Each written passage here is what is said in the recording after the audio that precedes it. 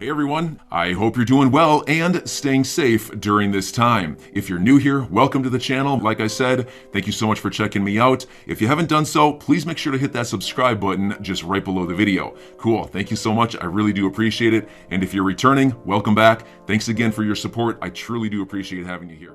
John Deaton went on to did an interview with some of the guys over at Link2, and here Digital Perspectives had put this video up. Watch this. What do you expect to happen once the case gets settled? You think they're going to go public right away? How do you think it plays out? I would assume that part of the settlement, if there is a settlement, part of the settlement would be at least informal discussions that within 6 months that there's gonna be no issue with Ripple going public. I think it's going to be very fast. Certainly within a year. I wouldn't be surprised if they go public within 6 months of clarity or settlement. Gotcha. Wow, that would be great. And I think, think about it. I know I'm not a spokesperson for Link2 or anything, but I think that on your guys' platform, you have them valued at what? Like 7.9. 7, 8, something like that? Yeah, 7.9, and the current valuation out there is what, Ray? 15 billion? 15 billion. All right, so you guys have them valued at half, but I always look at it like, all right, if there's 53 billion XRP and, let's say the fair value of XRP is $2, right. Pick a conservative number. Right. $2, well, that gives you over 100 billion,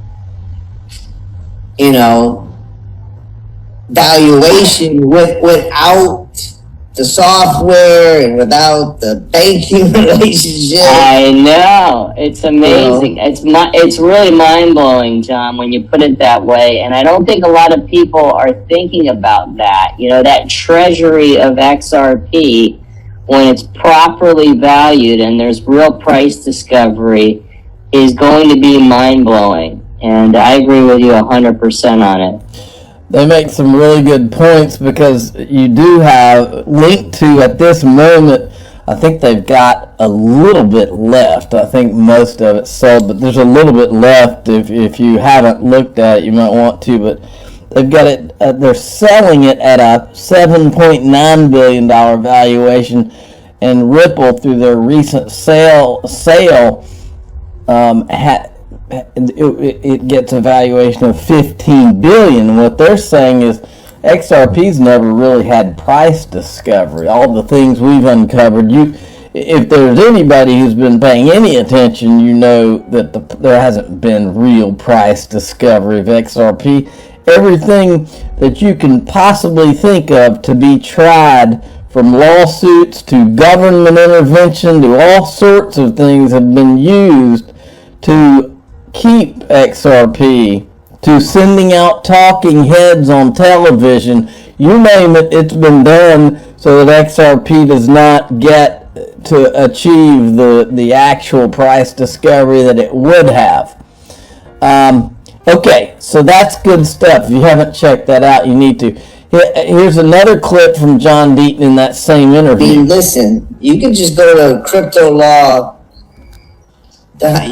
and go to the video library, and I didn't do it. All I did was assemble it. But as you know, the internet sleuths, the digital asset investors, and the backup Bradleys, and all of those people, I've taken their investigative skills, put together the library that really a monkey could prove that was an unregistered securities offering.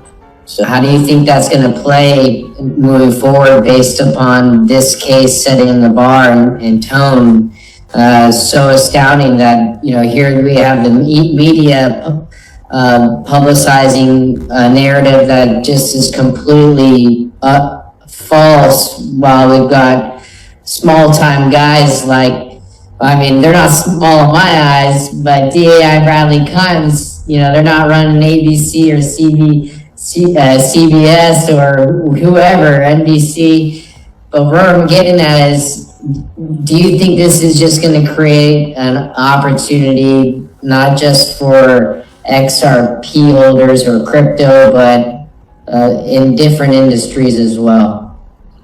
Yeah, I think actually, listen, this case, it's not hyperbolic for me to say that this is the most significant non-fraud securities enforcement action since Howie, or at least in decades. I mean, if you take out the Enrons and the fraud cases, right?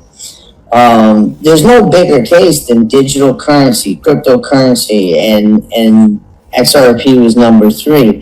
I think that this is going to be taught in classrooms about, what I've been labeling decentralized justice, where a community, decentralized, gets together and they pool their sources and create, basically, they don't allow the false narrative, if you will, that's being pushed by the media. So I definitely think that it's a great study in where we're at and the impact of social media.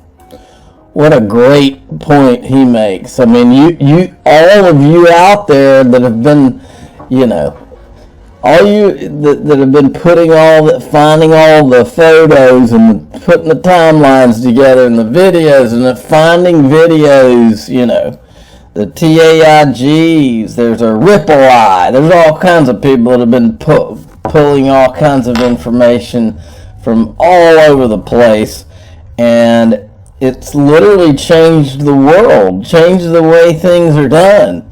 And we needed some change because there was a narrative being floated that just wasn't true. They're still trying to do it.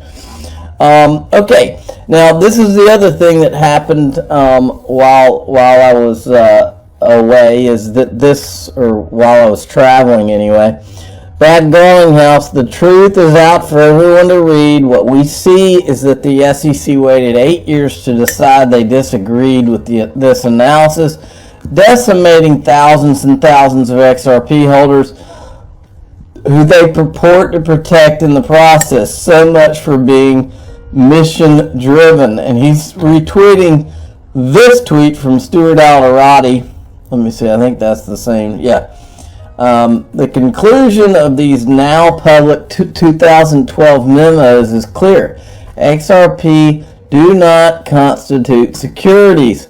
The fact that Ripple had the foresight to seek legal advice from a prominent firm in 2012 in the absence of a clear case of law and 5 years before the SEC even started talking about digital assets should be applauded. Now, this is the memo. Now, I want you to remember this. I'm probably going to have to break this video into 2 parts because I'm trying to get myself caught up here. But look who it was to. It was to Chris Larson and Jed McCaleb of OpenCoin.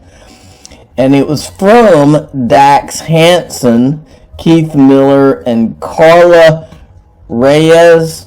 So, but this guy, Dax Hansen, he's been very prominent in crypto from the beginning. And Dax Hansen is the partner of Lowell Ness. And I've even shown you video of both of them. I'll show you, maybe not in the next video if you don't see it here.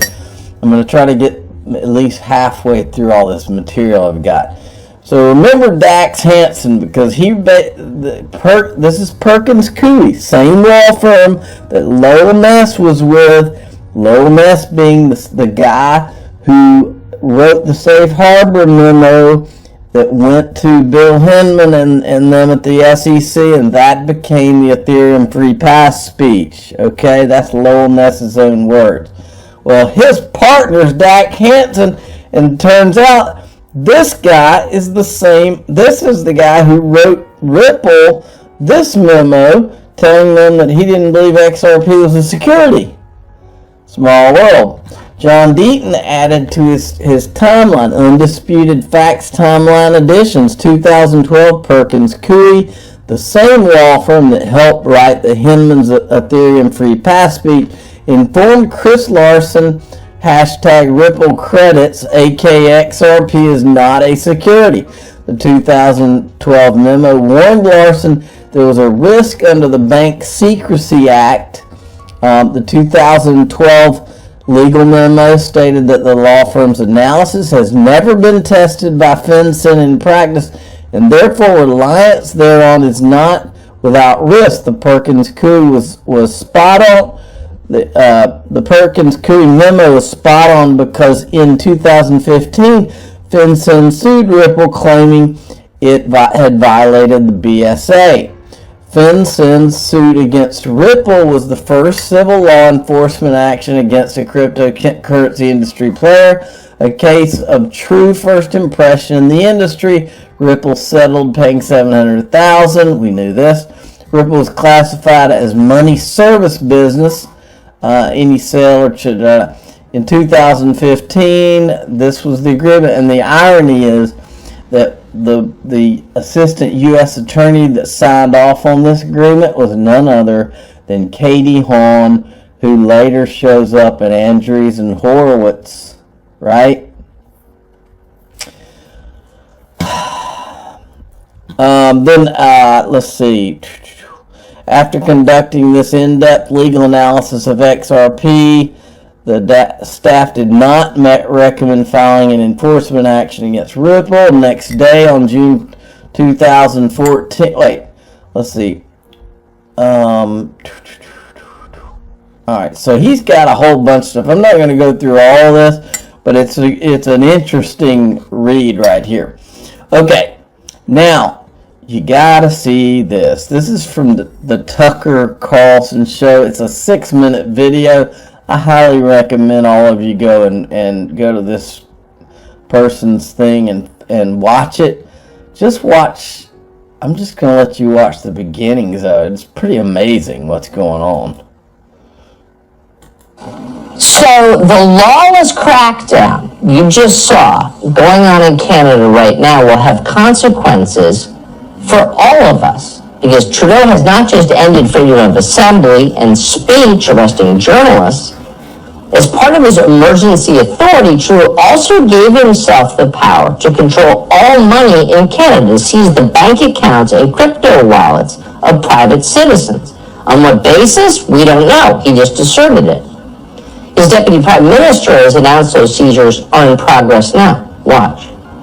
The names of both individuals and entities, as well as crypto wallets, have been shared by the RCMP with financial institutions, have been frozen, and more accounts will be frozen. So when you imagine tyranny, you imagine people being loaded into some sort of transport to go to a camp. But this is 2022. Tyranny looks a little different now. Tyranny is when they take all your money and you have no power whatsoever. And that's exactly what Trudeau's government is doing to anyone who dissents. They're targeting crypto exchanges. That's where people keep their cryptocurrency. They convert it quickly into cash. Money on those exchanges is no longer safe, defeating the whole point of cryptocurrency. Jesse Powell is the CEO of the crypto exchange Kraken, just wrote that Canada, quote, 100% will force his company to freeze assets without judicial consent. Again, lawlessly, they're just doing it. He added this, quote, if you're worried about it, don't keep your funds with any centralized regulated custodian. We cannot protect you.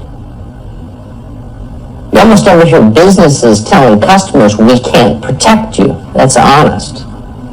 So what are the criteria here? On what basis are Canadian authorities raiding currency platforms and seizing digital currencies?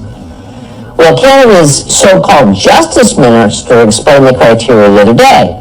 He announced that Canada's government doesn't need a court order in order to take all of your money. Here's the standard. If you've ever supported Donald Trump, then you can lose access to your bank accounts. Your political views will determine whether you have any money at all. Watch. Well, I think if you are a member of a pro-Trump movement who's donating hundreds of thousands of dollars or millions of dollars to this kind of thing, then you ought to be right.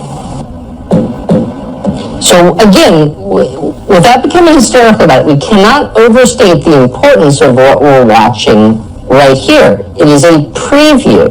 Canada is not the last country in which this will happen, in which a neoliberal government will become a fascist government overnight. I'm your guy. I will keep you posted. I'm your advocate. I'll be back on a daily basis, usually multiple times per day, with these videos to keep you updated with everything going on. So, I hope you enjoyed the video. If you haven't done so, make sure to hit that subscribe button. Feel free to share any of my videos with your friends, family, social media, or anybody who may care to listen. Thanks so much for your continued support. I'm always here for you. I want to help you through this time. So thank you so much for continuing to choose me. Enjoy your day, stay safe, and I'll catch you again probably in a couple hours. Thanks, everybody. See you later.